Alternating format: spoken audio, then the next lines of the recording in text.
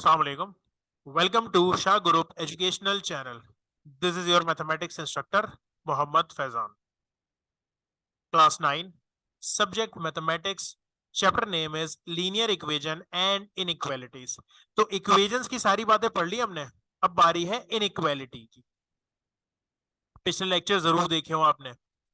What we will learn in this lecture, inequality किसे कहते हैं, उसकी एग्जांपल करेंगे और MCQs करेंगे. So let's start. Inequality. Inequality को समझने के लिए पहले आपको समझना पड़ेगा इक्वेशन. याद रखें, इक्वेशन उसे कहते हैं जिसमें इक्वल्स टू का साइन आ जाए. यानी यहाँ पर फॉर एग्जांपल लिखा हो x, सामने लिखा हो 2, यानी कुछ भी लिखा हो, मिड में अगर x इज इक्वल्स टू का साइन मौजूद है तो उसे इक्वेशन कहते हैं. अब इनइक्वालिटी क्या होती है जिसमें इक्वल्स टू का साइन ना हो. यानी inequalities are the relationship between two expressions which are not equal to one another. यानी इक्वल टू का साइन ना हो तो फिर कौन सा साइन हो? Less than, greater than, less than equals to, greater than equals to, not equals to. अगर ये सारे साइन मौजूद हैं तो इसे इनइक्वालिटी कहा जाता है. जरा इसके एग्जांपल देखते हैं. सवाल बहुत सिंपल क्योंकि इस तरह की चीजें आप पढ़ चुके हैं. अब सिर्फ फर्क ये आया है कि इक्वल्स टू की जगह ये ग्रेटर देन या लेस देन का साइन आ गया है.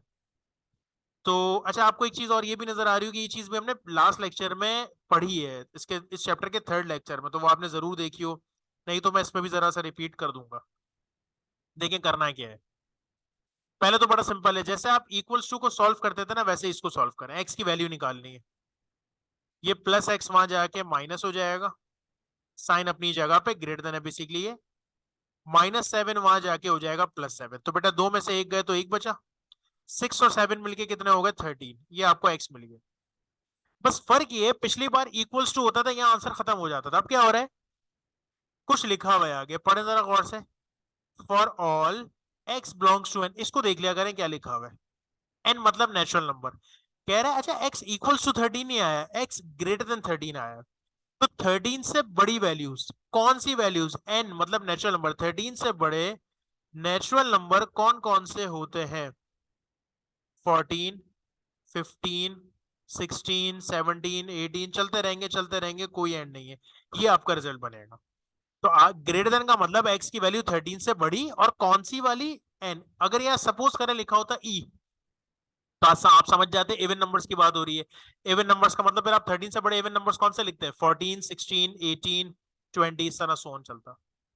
अगर ये ऐसे लिखा होता, मिसाल के तौर पे ये आंसर ऐसे बनता, तो x से छोटे वैल्यूज लिखी जाती n में, यानी कि 12, 11, 10, कहां तक जाते? 1 से शुरू होता है नेचुरल नंबर, तो 1 से शुरू करते हैं.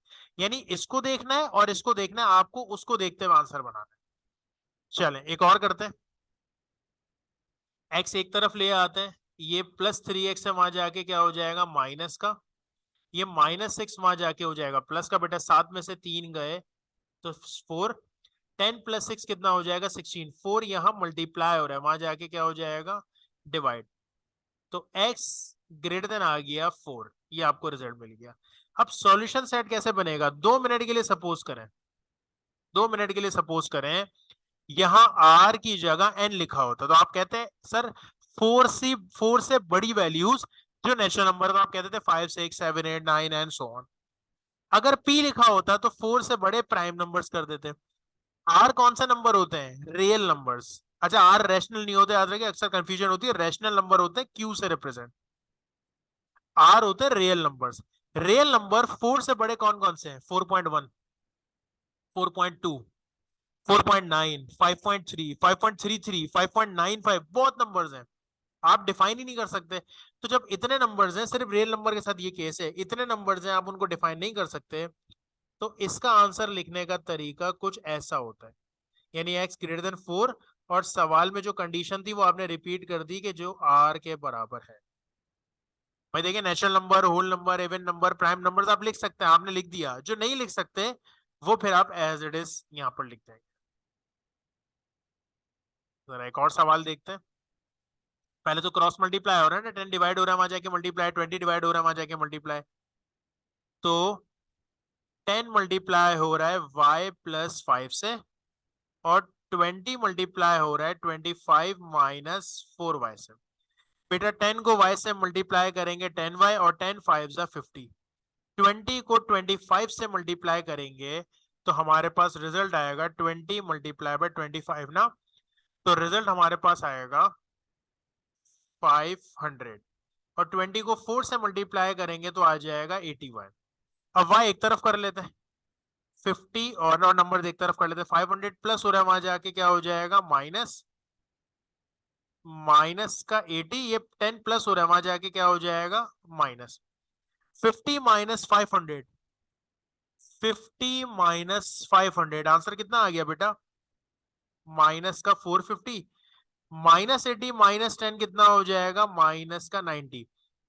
y के साथ एक्स्ट्रा क्या है माइनस 90, मल्टीप्लाई हो रहा है तो वहां जाके क्या करवा दूं डिवाइड, माइनस से माइनस कैंसिल, 450 को डिवाइड करेंगे 90 से तो आंसर आ जाएगा बेटा 5। अब जरा समझिएगा हुआ क्या, y ग्रेटर देन 5, क्या आया आपके पास y ग्रेटर देन 5 आया, तो y की वैल्यू 5 से बड़ी जो नेचुरल नंबर्स है, तो आंसर आपके हिसाब से क्या बन रहा है। अच्छा आपके हिसाब से क्यों, मैं इसकी लॉजिक अभी समझाता हूं, मैंने जानबूझ के कुछ गलत किया है आपको समझाने के लिए, मैं आपको बता दूं क्या चीज है। अभी के हिसाब से बन रहा है y ग्रेटर देन 5, तो 5 से बड़े नेचुरल नंबर कौन से होते हैं 6 7 8 9 और सो ऑन। लेकिन समझाना मुझे क्या था, मैंने जानबूझ के काम क्यों किया ताकि मैं आपको ये बात समझा सकूं कि देखिए वेरिएबल को इज इक्वल्स टू में तो इशू नहीं होता, आप वेरिएबल को आगे पीछे मूव कर दें डजंट मैटर, यहां से आप वेरिएबल सामने लेकर गए, जरा देखिए हमने ऊपर ये काम किया था, हमने वेरिएबल जहां था उसी तरफ लेकर आए थे, पॉजिटिव साइड पर ही लेकर आए थे, और यहां भी वेरिएबल पॉजिटिव साइड पर ही लेकर आए थे, यहां पर हमने वेरिएबल को नेगेटिव साइड पर ले गए। तो जब मतलब इस तरफ लाते तो पॉजिटिव बनता, उधर ले गए तो नेगेटिव, जब नेगेटिव साइड पर लेके जाएंगे तो याद रखिएगा बेटा, जब भी नेगेटिव साइड पर लेके जाएंगे वेरिएबल्स को तो ये जो साइन है ये अपोजिट हो जाएगा, यानी अब ये लेस देन नहीं रहेगा, अब ये ग्रेटर देन हो जाएगा।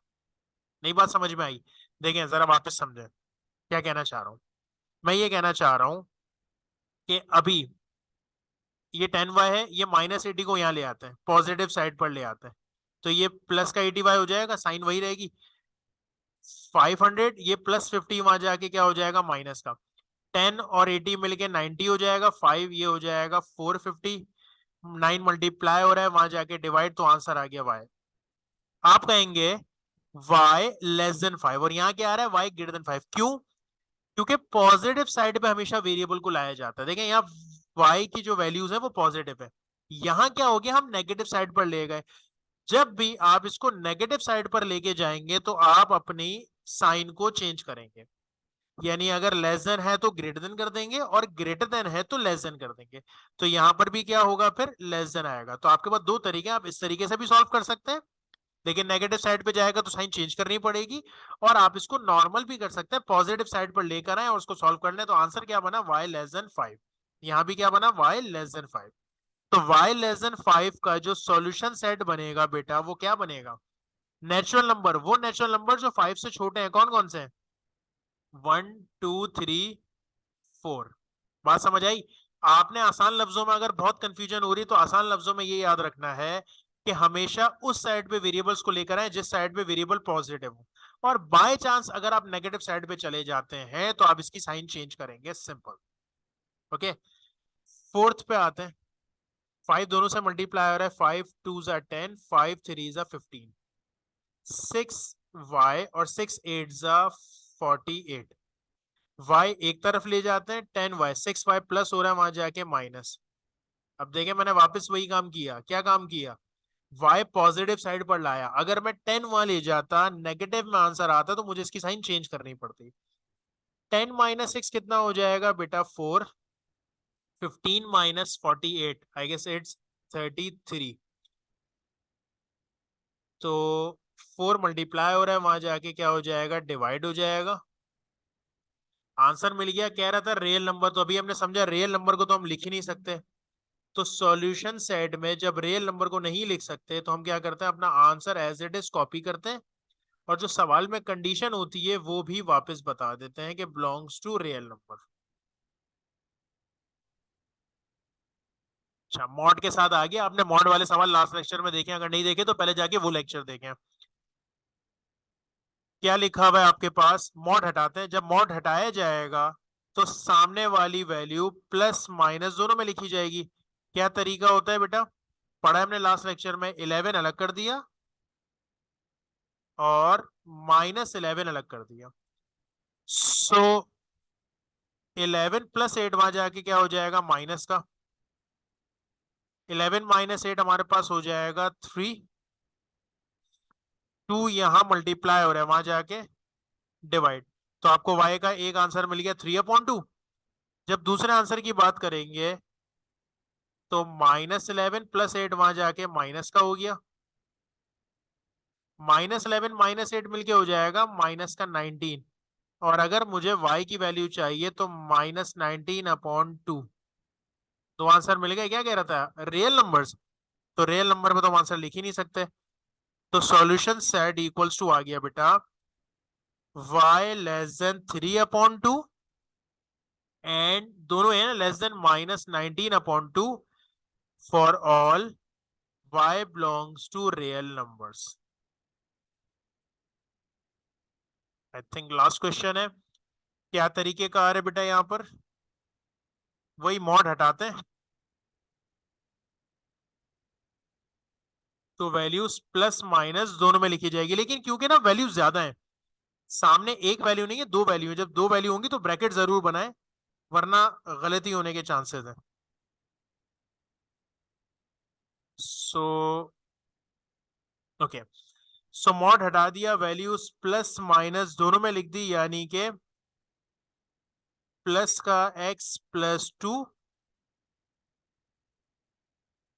और माइनस का x +2। अच्छा, प्लस से तो कोई फर्क नहीं पड़ेगा, x +2 अपनी जगह पर रहेगा। माइनस से फर्क पड़ेगा, माइनस का x हो जाएगा और माइनस का 2 हो जाएगा। जी भाई, क्या करें, पॉजिटिव साइड पर लेकर जाएं, नेगेटिव साइड पर। नेगेटिव पे लेके जाएंगे तो साइन चेंज करनी पड़ेगी, पॉजिटिव पे मसला नहीं है। तो पॉजिटिव ले आते हैं, प्लस x वहां जाके क्या हो जाएगा, माइनस का। ये +3 वहां जाके क्या हो जाएगा, माइनस। दो में से एक गए तो बेटा एक बचे, दो में से तीन गए तो -1 बचे। 2x -x को यहाँ ले आएंगे तो ये हो जाएगा प्लस का, -2। ये +3 वहां जाके क्या हो जाएगा, -3। तो दो और एक मिलके बच्चों कितने हो गए, 3। -2 -3 कितना हो जाएगा, -5। तो x -5, 3 मल्टीप्लाई हो रहा है, वहां जाके क्या हो जाएगा, डिवाइड।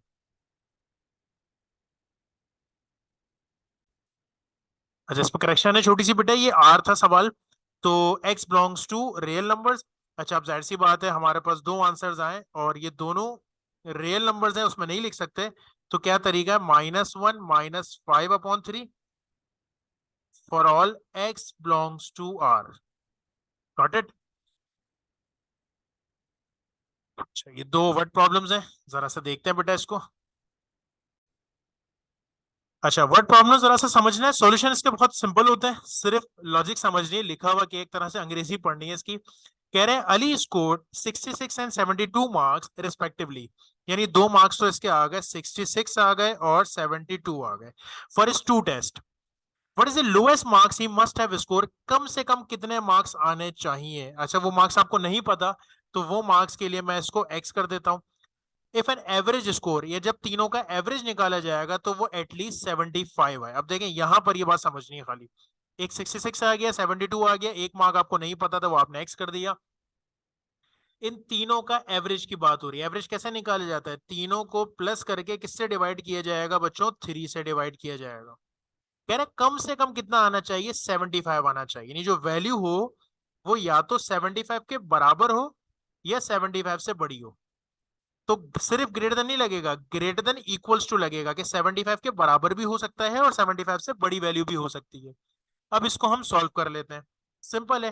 3 डिवाइड हो रहा है, वहां जाके मल्टीप्लाई कर देते हैं। 66 और 72 मिलके कितना हो जाएगा, 66 और 72 मिलके हो जाएगा बेटा 138 प्लस एक्स अपनी जगह पे। 75 को जब हम 3 से मल्टीप्लाई करेंगे तो आ जाएगा 225। मैंने कहा ना सॉल्यूशन सिंपल है, लॉजिक समझनी थी सब सवाल की। अब आपको मालूम है कि x के साथ 138 प्लस हो रहा है, वहां जाके क्या हो जाएगा बेटा, माइनस हो जाएगा। तो x का जो आंसर हमारे पास बनेगा वो बनेगा 225 माइनस 138। तो रिजल्ट आ गया 87, यानी कम से कम उसको या तो 87 मार्क्स चाहिए या 87 से ज्यादा मार्क्स चाहिए। लिखा है ना, ग्रेटर देन इक्वल्स टू, यानी कि या तो 87 आ जाए या 87 से ज्यादा आ जाए, तो जो कंडीशन है वो हमारी फुलफिल हो जाएगी। राइट, दो सब्जेक्ट्स के मार्क्स बताए हुए थे, तीसरा नहीं बताया था, उसको हमने एक्स कर दिया। तीनों का एवरेज कैसे निकाला जाता है, सबको प्लस करके 3 से डिवाइड, 2 वैल्यूज होती तो 2 से डिवाइड, 4 वैल्यूज होती तो 4 से डिवाइड। और एटलीस्ट कहा था यानी वैल्यू 75 से बड़ी होनी चाहिए या उसके बराबर होनी चाहिए। अगले सवाल पर आते हैं। कह रहे हैं 7 लेस देन, यानी 7 माइनस करना है, लिखते रहते हैं जो जो कह रहा है। 7 लेस देन लिख दिया, 3 टाइम्स, 3 का टाइम्स का मतलब होता है multiply, sum of a number and 5, यानी किस किस का सम, किसी भी नंबर का जो हमें नहीं पता, और 5। वापस सुने, 7 लेस देन यानी 7 माइनस किया, 3 टाइम्स यानी 3 से मल्टीप्लाई करना है किसको, sum of a number and 5, number of 5 को प्लस करके। जो रिजल्ट आए इज एटलीस्ट 11, कम से कम 11 हो, तो कम से कम का मतलब या तो 11 हो या 11 से बड़ा हो। ठीक है ना, एटमोस्ट कहता तो मैं उल्टी साइन लगाता कि या तो 11 हो या 11 से कम हो, एटलीस्ट कह रहा है तो या तो 11 हो या 11 से ज्यादा हो। कह रहा है find the number that satisfy the condition. तो सिंप्लीफाई कर लेते हैं, 3 दोनों से मल्टीप्लाई हो रहा है, क्या बन जाएगा बेटा, 3x, 3 5 जा 15, 11 माइनस 7 वहां जाके प्लस का हो जाएगा, विच मीन्स 11 प्लस 7 हो जाएगा 18। अब हम लोग ये कर लेते हैं कि 15 प्लस हो रहा है, वहां जाके क्या हो जाएगा बेटा, माइनस। 18 माइनस 15 हो जाएगा 3, एक्स के साथ 3 मल्टीप्लाई हो रहा है, वहां जाके डिवाइड हो गया, तो रिजल्ट बना हमारा x greater than equals to 1, यानी वैल्यूज क्या बनी हमारी, 1 या 1 से तमाम बड़ी। ये आपका रिजल्ट आया। ठीक है, एमसीक्यूज पे चलते हैं। x लेस देन 4, यानी लेस देन भी है और इक्वल्स टू भी है, तो less than equals to 4। if x greater than y, sorry, x greater than 0 and y greater than 0 and x minus y is equals less than 0, तो बताएं क्या होगा। अच्छा, इसको थोड़ा समझना पड़ेगा। कोशिश करते हैं हम कोई भी वैल्यू रखते हैं कि x की वैल्यू 0 से बड़ी, y की वैल्यू 0 से बड़ी, तो हम रखते हैं 2 और 3 रख देते हैं। चलें, जब मैं x की जगह 2 रखूं और फिर 3 रखूं, दो में से 3 जाएगा तो क्या 0 से छोटी वैल्यू आएगी, बिल्कुल -1 सही आ रहा है। तो x की वैल्यू छोटी होनी चाहिए, y की वैल्यू बड़ी होनी चाहिए, तो x less than y। Law of trichotomy क्या होती है बेटा, ये सिंपल याद रखने वाली बात है कि a की वैल्यू या तो b से छोटी होगी या बराबर होगी या बड़ी होगी, यानी a less than b, equals to b, या फिर a greater than b। Which of the following is solution of the inequality. अच्छा, इसको सॉल्व करना है सिंपल, तो -4x को वहां भेजेंगे, 11 यहां ले आते हैं, 3 -11 हो जाएगा। अच्छा, याद है मैंने बताया था जब पॉजिटिव साइड पे पहले तो भेज देते हैं, 3 -11 हो जाएगा, माइनस का 8, 4 मल्टीप्लाई हो रहा है, वहां जाके डिवाइड, तो -2, ये रहा -2। A statement involving any of the symbol, जिसमें less than equals to, greater than equals to से क्या कहते हैं बेटा, उसे इनइक्वालिटी कहा जाता है, और जिसमें इक्वल्स टू हो उसे वैसे इक्वेशन कहते हैं। x is equals to dash is our solution in the equality। Values put करके देख लेते हैं। अगर मैं यहां पर -5 रखूं तो क्या -5 -2 से बड़ी वैल्यू है, नहीं। अगर मैं 3 रखूं तो क्या 3 -2 से बड़ी वैल्यू है, बिल्कुल। 3/2 यानी कि 1.5 से छोटी वैल्यू है, बिल्कुल। तो इसका मतलब इसका आंसर है 3। If x is not larger than 10, यानी x की वैल्यू 10 से बड़ी नहीं है, तो इसका क्या मतलब हुआ, या तो 10 होगी या 10 से छोटी वैल्यू होगी, तो x less than equals to 10, x is equals to 0 is a solution of inequality is equals। अच्छा, इसमें से किसका सही है, यानी कि अगर मैं यहाँ 0 रखता हूँ x की जगह, तो 0 ग्रेटर देन 0 नहीं है, तो सही नहीं है। यहाँ 0 रखूं तो 0 + 2, 2 जो है लेस देन 0 नहीं, ये भी ठीक नहीं है। 3 0 0, 5 नहीं, ये भी ठीक नहीं है। 0 -2, तो -2 0 से छोटी वैल्यू होती है, बिल्कुल। ट्रांजिटिव लॉ होता है बेटा, अगर a की वैल्यू b से छोटी है और b की वैल्यू c से छोटी है, तो ऑटोमेटिकली a की वैल्यू भी क्या होगी, c से छोटी, यानी a लेस देन b है और b लेस देन c है, तो इसका मतलब a automatically less than c a. So hopefully बात समझ में आ गई होगी। इंशाल्लाह बेटा अगली क्लास में इसको कंटिन्यू करेंगे। That's enough for today. अल्लाह हाफ़िज़।